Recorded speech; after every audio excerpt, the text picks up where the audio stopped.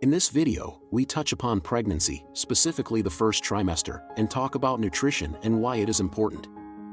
Feel free to skip ahead to the chapters that you are most interested in, see description.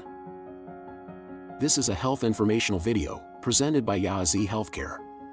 Please use headphones for the best listening experience. Please note that the information in this video is only intended to be a guide, and is not a substitute for actual advice, provided by qualified medical professionals. Pregnancy can, and usually is, a challenging time for an expectant mother. And the biggest challenge is nutrition, for both the mother and her baby. Why exactly is that so? Let's dive into the reasons, briefly. The first trimester lasts from the first day to the 13th week of pregnancy. In other words, the first 3 months. Nutrition is especially important because the fetus' major organs and systems are developing, and a nutrient-deficient diet could leave it at risk for a congenital problem once born. The mother should remember she is eating not only for herself, but also for her future baby, and make dietary choices accordingly.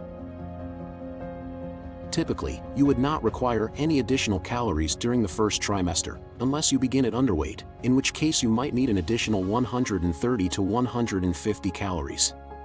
On an average, 1,800 calories should be the daily goal. The carbohydrate, protein, fat ratio should be around 65 calories of carbs, 20 calories of fats and 15 calories protein per every 100 calories intake. For a 1,800 calorie diet, this implies 1,200 to 1,250 carbs, 400 to 450 fats, and 120 to 150 protein units. The most important nutrients you need during the first trimester are folic acid, vitamin D, vitamin B6, calcium, and last but not the least, proteins. Folic acid protects your baby from neural tube disorders, such as spina bifida, and other birth disorders like cleft palate. Typically, you would require around 400 micrograms of folic acid during this phase of pregnancy. The best natural sources of folic acid are leafy green vegetables and citrus fruits.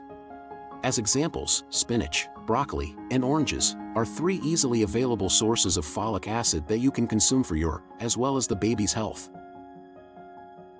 Vitamin D is especially important during the first trimester because its deficit can cause problems in the early development of the fetus. The recommended levels of vitamin D during this phase is 10 micrograms per day. The best sources of vitamin D you can take include mushrooms exposed to sunlight, soy milk, and yogurt. It is also important to avoid cod liver oils, or any food sources that contain retinol, vitamin A, at this time. Vitamin B6 helps to manage nausea and prevent morning sickness to an extent. To alleviate morning sickness symptoms, around 10 to 25 milligrams per day is recommended, typically thrice a day. The safe limit is usually around 100 milligrams a day, though such doses should only be taken if prescribed by a doctor.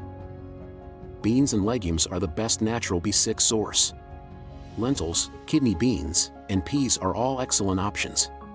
Dried fruits such as raisins and apricots also contain B6 for dietary purposes.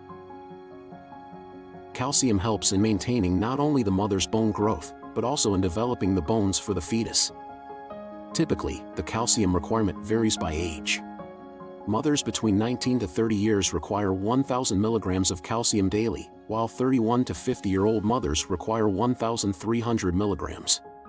This variation is because older mothers lose natural calcium more rapidly. Dairy sources like milk, cheese, and yogurt are the most obvious options. Leafy vegetables such as spinach and kale are also possible options in case of lactose intolerance. Do remember to take at max 500 milligrams of calcium at any given time.